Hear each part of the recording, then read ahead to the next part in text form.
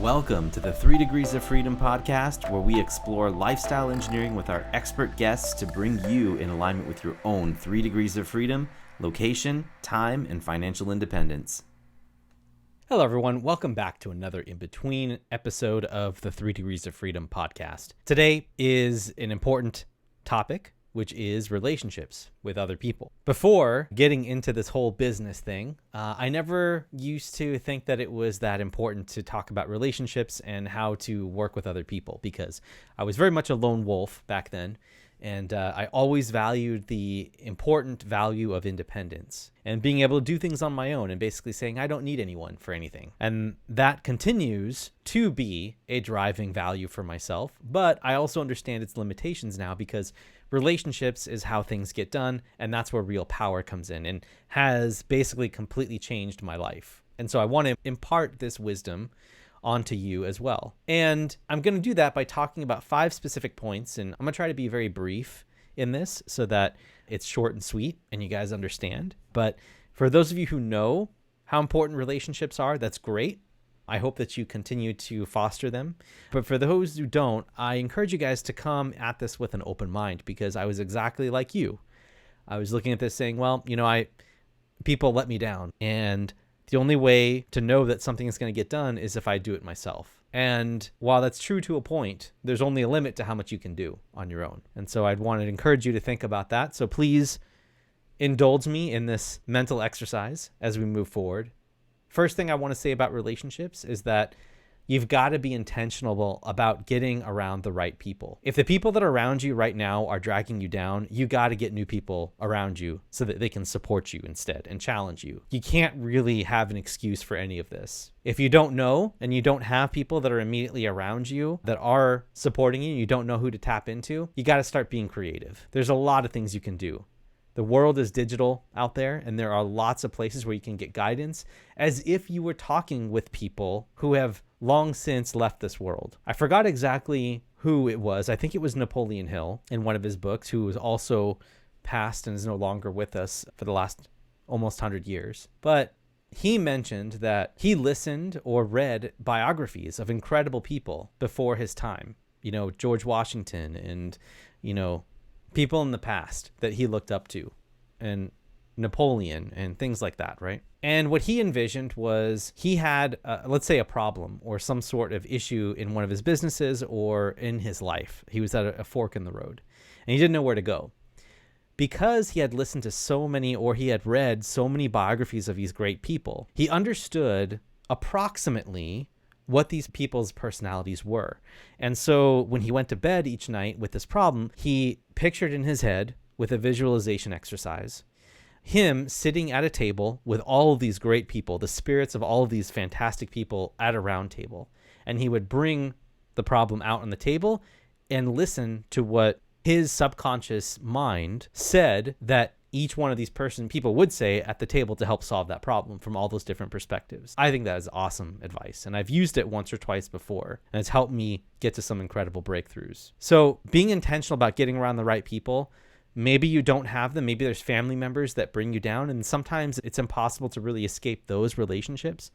But I would encourage you to highly look at distancing yourself from them if you need to. It's a hard thing to do. I'm not saying to sever the relationship, but maybe start to look at it from a different perspective and instead choose proactively who you want to be engaging with, because there are things called mirror neurons in our heads. And as mirror neurons work, people interact with each other, and we start to take on the energy of the person that we're interacting with. That may sound like nonsense to you, but if you do this every single day, right? If you take yourself, and let's say that you are based in the US and you decide to move to Japan, or you decide to move to Germany, or decide to move to Italy or something, or Greece, do you think that you're going to still have American values over the next 5 to 10 years? Most likely your personality is going to change a little bit because the culture and the people that you're surrounded around, right? So to some degree, we pick up on that energy. And if you compound that energy over many years, it's a big deal. So you got to surround yourself around the right people so that you can start having that compound effect work for you in a positive way. And you can be creative with this by listening to podcasts or reading biographies of incredible people or reading great books that are inspiring and positive, right? And drawing energy from that and spending time relating with that. So your mirror neurons are going to that specific content rather than working with someone who may be toxic or hurting you in the long run without even knowing, even if they aren't unconscious of it. But eventually, at some point, you have to make a stand and you have to decide for yourself that this is not a healthy thing for you to do. Point number 2 is that you are the 5 people that you hang out with the most. I should say you're the average of the 5 people you hang out with the most. So as I said before, you need people around you who can challenge you and inspire you and lift you up when you have problems. If you hang around 5 people every day who were millionaires, right? And they were helpful and truly wanting to, because that's how they became millionaires, is that they trust other people. They want to solve problems. They like challenges. They're curious people. If you find yourself in a network like that, guess where you're going to be soon? You're going to be in that level. I'm not saying that you're going to be able to do that instantly. There are avenues, right? Like you can meet some people at meetups and try to get, a little bit closer to them or understand like what makes them tick, try to add value to them first and try to get more time with them so you can understand their mindset more.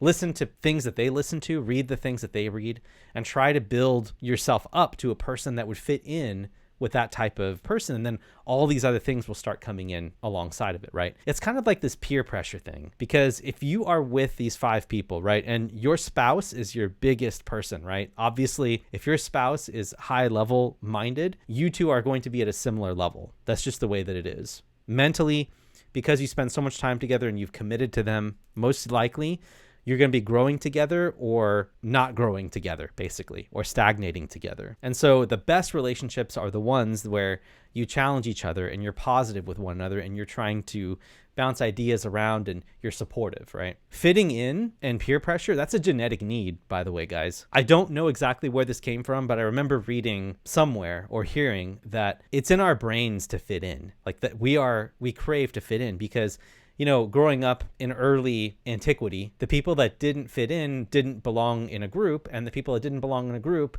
were off by themselves and were probably killed by an animal or didn't know how to treat a disease or didn't have any support. So those that got along well with others and stuck together as a group, right? Those are the people that survived. And that need is ingrained in our psychology, and that need of fitting in, of belonging to the group, is very powerful. We have so many people though in the world now, right? And the group that you fit into, you start taking on the values of that group and that culture. So I encourage you to understand that you're the average of the 5 people that you hang out with the most. So make sure that you're surrounding yourself around 5 people that you choose, not that's just defaulted to you. Point number 3 I wanted to make is that your network's resources eventually become your own resources. So if you have a problem in the future, like let's say you're going through a bankruptcy or you have an issue with a financial thing or you need support because your car broke down, right? If you have networks, those resources then can offer you help. They can give you a place to stay for a while you get a job and get yourself up on your feet. Or they can lend you their car, right, to get a job done. Or if you're looking for a tax professional, for instance, to help you with your taxes and you don't know who to go with because you're unsatisfied or maybe they closed shop, how are you going to find someone else? You can use the internet, sure, you can do that, but you can leverage other people's ability and other people's experience and other people's knowledge and just get the job done way quicker, more efficiently, without having the hassle of trying to search and do things yourself as a lone wolf. There's a book out there that I'm lacking the name, and maybe some of you guys can put in the comments what this is. It's called The 5 Forms of Capital or something like this. I remember the book has a big tree symbol on the front, and if I think of it, I'll go ahead and post it out there for you. But they talk about all different types of capital. There's monetary capital, there's intellectual capital, there's social capital, relationship capital, all these other things, right, out there. That's not just monetary capital. And if there was an apocalypse or anything like that, right, money obviously is no good. Resource capital, right, like having food and water, that would make you wealthy. But if you have an intellect, if you're a doctor and you have the ability to heal people, do you know how valuable that would be in an apocalyptic society? Or if you have social capital because you're so well connected, right? You don't have that knowledge, but you know people who do. That's really important also. Or if you have relationship capital where you have such a deep connection with some other people that the relationship is strong. That's another form of capital because it can be leveraged into other monetary, intellectual, resource capital as well. So the bigger your network becomes, the more information you have access to, and the more resources you have, and the more inspiration you can get, and the more ideas and the more recommendations. Everything just gets better when you have a bigger resource network or a bigger network, right? You have more people to be able to tap into. So relationships are big. There's a caveat to say that you don't want to build a whole bunch of platonic relationships that don't have any substance to them. And I'm not saying that you should go out there and just try to actively network and get a whole bunch of shallow connections that don't mean anything. It is about connection here. And I'm talking about how important it is to build the right relationship with the right people, because those people also have relationships that they can very easily recommend to you.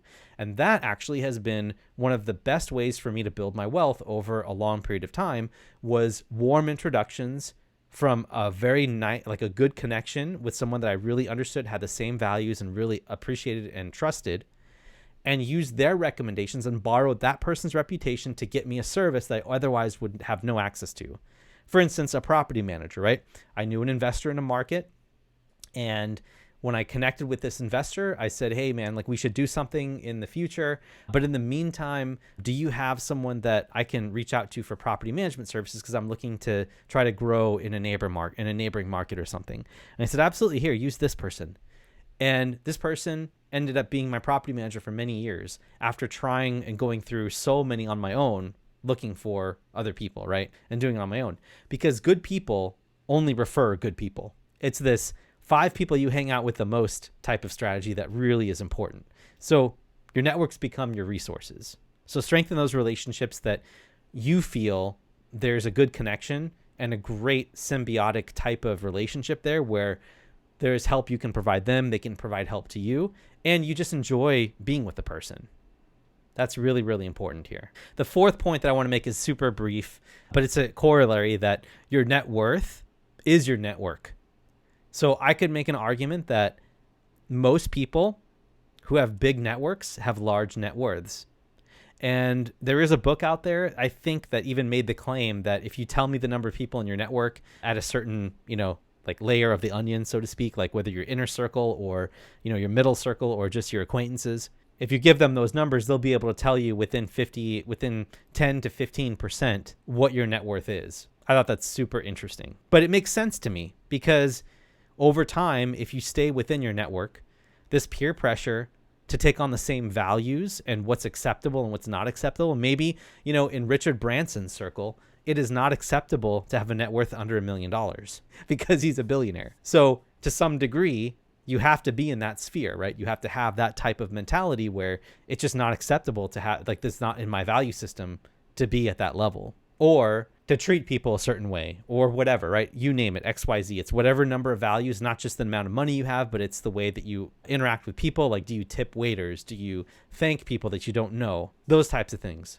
Those values and attitudes start spilling out. And the people that you hang out with naturally start gravitating towards the average of your own net worth as well. Unless you're making an extreme effort to try to move yourself up into a different tier, or move sideways, or move in a different direction, then most likely the people that are around you have a relationship that's within a degree of magnitude your net worth also. The last point I want to make here is the Jim Rohn quote.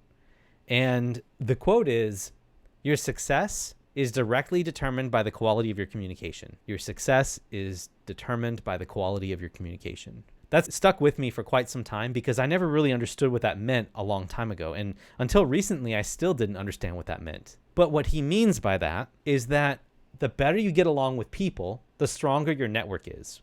And the stronger your network is, the stronger your success is going to be. So it's a corollary that if your communication is good, then your network starts building up and you start building connections and people around you, whether they're customer connections or their peer connections or their mentor connections, whoever, right? As soon as your communication starts getting better, then so does your success because of your network. They start pouring in and the relationships start building. And then as the relationships of the people that you admire start getting closer to you, you start gravitating towards the people that you admire and you become more closely fitted towards your ideal self. So again, your success is determined by the quality of your communication. I never understood what that meant. And even though he probably explained it in his videos, I just wasn't in a place to be able to understand what he meant by it. But now I do understand what that means. And it's very crystal clear to me that if you can communicate well enough to be able to work with teams and work with people that you like and trust and people that want to work with you, and there's like this relationship that's starting to build, then networks start growing. And yes, you do have to help other people, but they help you too. And so it's this value of trust. It's this big circle of trust. And if you can become a bigger person and get more people within your circle that would be in your corner and you would be in theirs, then the more power there is in that. Because trust is what it's all about. That's the basis of human communication and relationships and true power. So those 5 points: number 1, being intentional about getting around the right people. Number 2, you're the 5 people you hang out. You're the average of the 5 people you hang out with the most. Number 3, your network's resources become your own. Number 4, your net worth is your network. And number 5, your success is determined by the quality of your communication. How do we develop all of these? What are some actionable tips? Well, one of the first things that you can do is what I did for myself, which is audit who you're spending your time with and start distancing if you need to. It's a tough, brutal exercise. I alluded to it in one of the points above, but I'm not saying you need to cut people off completely. I just think that there needs to be a healthy amount of boundaries set up between you and the people that are not bringing you up anymore. Because if you consistently hang out with someone who is shutting down your ideas, it's like poison. You're allowing poison to enter your system. So instead, what you need is you need to distance yourself away from that so you get less doses of it. And you can start surrounding yourself around people who can give you healthy things to work with. And over time, that will compound into even more healthy things, and then you start giving back. And then that give back then creates more give back. And it's just a great, a fantastic cycle for you to move up into. The second thing I would say is know what your objectives are in trying to expand your network and try to build relationships out. Like, understand why it is that you're doing it. Because if you know that, then you can start saying, okay, maybe I'll start with just podcasts. They'll give me an action plan. So this point is all about the objectives, which is how to get it implemented. So if your objective is to find a job, right, then that means that you can start taking a relationship point of view with going to meetups, right, and trying to build relationships around people who are searching for software jobs or things like that, right? So be honest about what it is that you want to do with it in expanding your network, and try to find something that will help you get deeper relationships or get more relationships in general. And then the last thing is, as I mentioned before, just be honest about what you like and what you're curious about. So knowing the objectives is good, but also knowing who you are and what works for you the best is probably a more prudent approach. If you go and say, I don't really like to be around people a lot, well, eventually, that most likely should change, because there are people out there that are just like you that think the same way, and you guys would actually get along great. So there is someone out there in the world for you to build a relationship with, whether it's romantic or just friendship or business partners or whatever it turns into, or intellectual curiosity, whatever. There's people out there that you can build relationships with that allows you to leverage things, right? And grow your net worth and grow your resources between the both of you. And so be honest about that. If you know you don't want to be out there, then listen to podcasts, right? And find some incredible personalities online that you like to listen to, and get some great autobiographies out there, or biographies of incredible people who you look up to, right? So I hope that was helpful. And I just want to leave with the final note to say thank you guys for listening all the way to the end of this podcast. And wherever you're listening or watching this, please make sure that you like, subscribe, or comment. Just engage with us, because I want to see whether or not we're providing incredible value to you that's helpful. And just want to thank you for being a faithful listener to the podcast. We've been running we're coming on 3 years now almost. And it's been quite an evolution over the last 3 years.